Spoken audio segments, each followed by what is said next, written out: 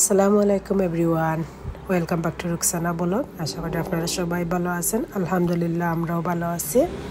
আজ একটা নয়া ভিডিও শেয়ার করব আপনাদের সাথে। আশা করি আমার ভিডিওটা আপনাদের কাছে ভালো লাগবে, আর যদি ভালো লাগে একটা লাইক দিয়ে ভিডিওটা দেখে নেবেন। ছোট্ট একটা ভিডিও, আলু দিয়ে কই মাছ রান্না করেছি, আপনাদের সাথে শেয়ার করব কিভাবে রান্না করেছি। আর আপনারা সবাই কেমন আছেন? আশা করি ভালো আছেন। আর দেখেন, আমি ছোট ছোট আলু কেটে নিয়েছি, নিয়ে ধুয়ে নিতেছি। ধুয়ে নিয়ে কই মাছ বানিয়ে রেখেছি। বানানো থাকে, তুরা বানানো লাগে আরও, তো বানিয়ে রেখেছি ওয়াশ করে। এখন রান্না করে নিব।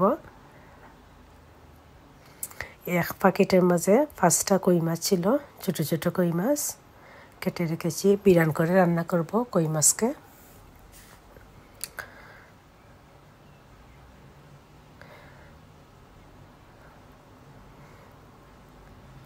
আমার মশলা কষানো হয়ে গেছে। মশলার মধ্যে আমি দিয়েছি ছোট্ট একটা পেঁয়াজ কেটে দিয়েছি, আর মশলা দিয়েছি হলুদের পাউডার আর ধনে পাউডার আর মরিচের পাউডার, আর কিছু দিই নাই।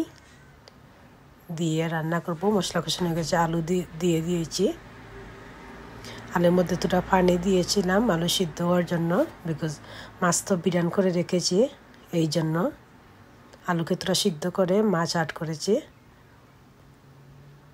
চুলের জন্য তোরা পানি দিয়ে দেব। তা আমার কই মাছ দিয়ে আলু রান্না রেডি হয়ে যাবে। রেডি হয়ে গেছে। ধনে পাতাও দিয়ে দিয়েছিলাম।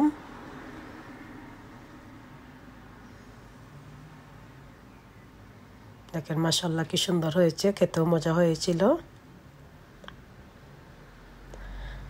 এখন আমার ভিডিও আরেকটি ক্লিপ শেয়ার করবো আপনাদের সাথে গার্ডেনের। দেখেন, আমি পইটা বিচি লাগিয়েছিলাম, জেঙ্গা বিচি লাগিয়েছিলাম। জানি না এটা কি গাছ, পইটার গাছ না জেঙ্গার গাছ।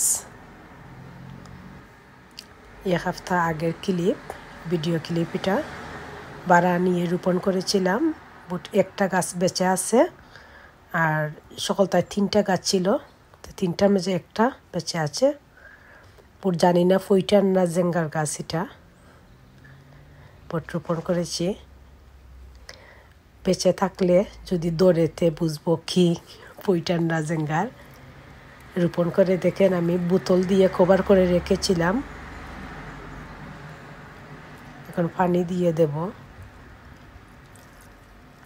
আশা করি আমার আজকের ভিডিওটা আপনারা এনজয় করেছেন। এনজয় করলে একটা লাইক দিয়ে দিবেন, আর নতুন বন্ধুরা আমার ভিডিওটা লাইক সাবস্ক্রাইব করে পাশে থেকে যাবেন। ওকে, আল্লাহ হাফিজ, আসসালামু আলাইকুম।